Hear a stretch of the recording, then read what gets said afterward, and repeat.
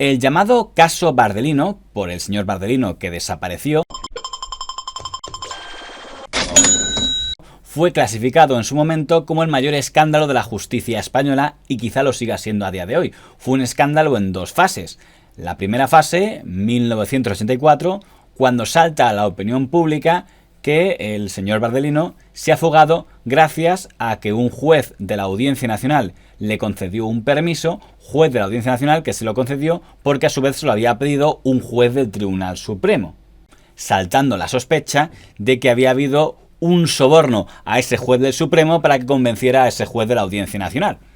Luego hubo una segunda fase, que es cuando se celebra el juicio contra estos dos jueces en el año 1986, y para sorpresa de la opinión pública, los dos jueces son absueltos, en lo que fue criticado como un presunto caso de corporativismo. Y recuerdo, aquello fue una exclusiva mía, efectivamente, Para el que no lo conozca. Sí, para el que no lo conozca, en realidad detuvieron en Barcelona al jefe de la camorra napolitana, que se llamaba Antonio Bardelino, y este señor es traído a Madrid con 3 de su lugarteniente y 2 de los escoltas que llevaba, y bueno, aquí las autoridades italianas piden la extradición.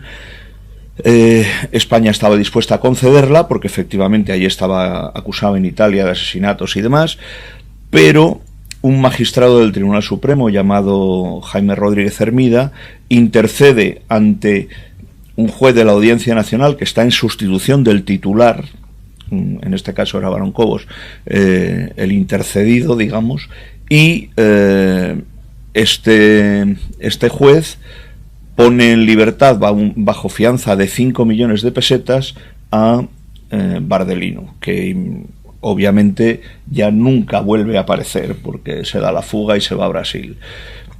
Aparte de esos 5 millones, la libertad de Bardelino costó otros 10 millones más que bueno, se cambiaron en España en varios bancos.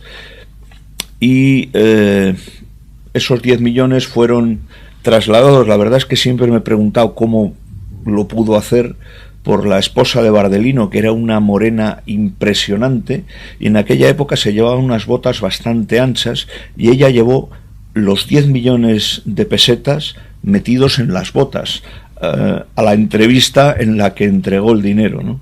Lo cual, como digo, siempre me ha causado sorpresa y no poca admiración, ¿no? Porque 10 millones ya ocupaban, quiero decir que no eran un fajito que se mete en cualquier esquina, no, era un maletín bastante, y no había maletín, eran solo las botas de la señora. Por aquella historia, además tengo entendido que el magistrado Rodríguez Hermida se querelló contra usted. Sí, bueno, me exigió 100 millones de pesetas, pero bueno, inmediatamente fue desestimado. Sí, de todas formas, digamos, más que el magistrado, ahí lo que realmente hubo fue una querella del fiscal general del Estado. Ah, pues peor, sí, entonces. Claro, que en aquel momento era Luis Antonio Burón Barba, y que estaba muy molesto porque yo había dicho que un fiscal había cobrado, un fiscal que por aquel momento era el teniente fiscal de la Audiencia Nacional, había cobrado 200.000 pesetas, o eso es lo que dijeron las testigos, por estampar la firma en la libertad. Cuando estuvimos aquí al juez Bacigalupo y hablamos sobre aquella extraña decisión del Tribunal Supremo de readmitir al juez Barón Cobos, los jueces lo negaban todo. Y para sorpresa de muchos, la sentencia del Tribunal Supremo establecía, en mayo de 1986, por mayoría de 3 contra 2, que los jueces eran completamente inocentes, que no había habido prevaricación por ningún lado y que el asunto de los regalos era mentira.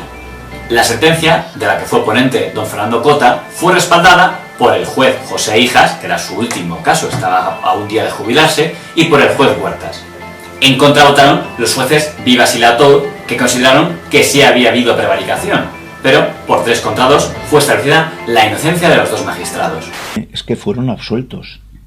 Ah, pues peor, o sea, fue... Claro, esto fue un escándalo de primera magnitud, de entrada, y a pesar de que había habido con factura y todo el Belén, es decir, que lo tenían todo. Una factura de una joyería de la Gran Vía con una pulsera de oro de dibujo de herradura de 186.000 pesetas de entonces, que eran, estamos hablando de principios de los 80, era mucho dinero. Bueno, pues eso fue el regalo que la señora Rita de Vita, que era la esposa de Bardelino, entregó al magistrado Rodríguez Hermida por sus servicios.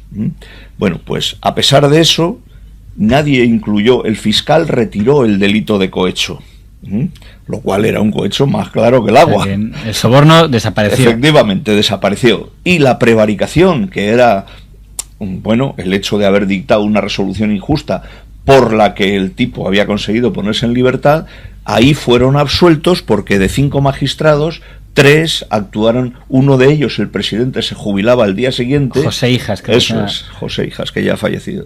Y estos le dejaron, vamos, absueltos. Usted se acordará, no sé si le pilló en el Supremo el caso del juez Barón Cobos y Rodríguez Hermida. Acababa de ocurrir el caso cuando yo llegué al Supremo. Y ya entonces cuando el juez Cota, que no sé si que fue el que... Sí, ha muerto el pobre, pues, sí. Pues cuando el señor Cota, el juez Cota absolvió, se dijo ya entonces, esto es corporativismo del juez del Supremo, tal. ¿Es exageración o puede haber algo de corporativismo? ¿Qué cree usted? Yo creo que hay muchas resoluciones que se refieren a los jueces que tienen un sustrato corporativo muy importante. Ha habido resoluciones que son, desde mi punto de vista, muy corporativas.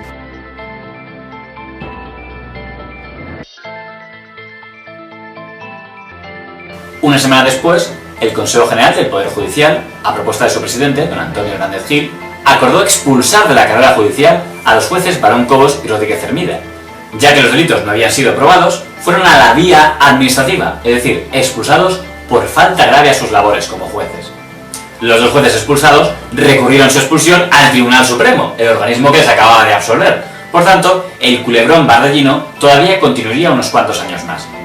Su presidente, don Antonio Hernández Gil, que era presidente del Supremo y del Consejo General del Poder Judicial, de las 2 instancias en polémica, y el motivo por el cual no iba a votar era porque se entendió que estaba contaminado, ya que había sido uno de los principales defensores de la expulsión de los 2 jueces en la votación de mayo del año 86.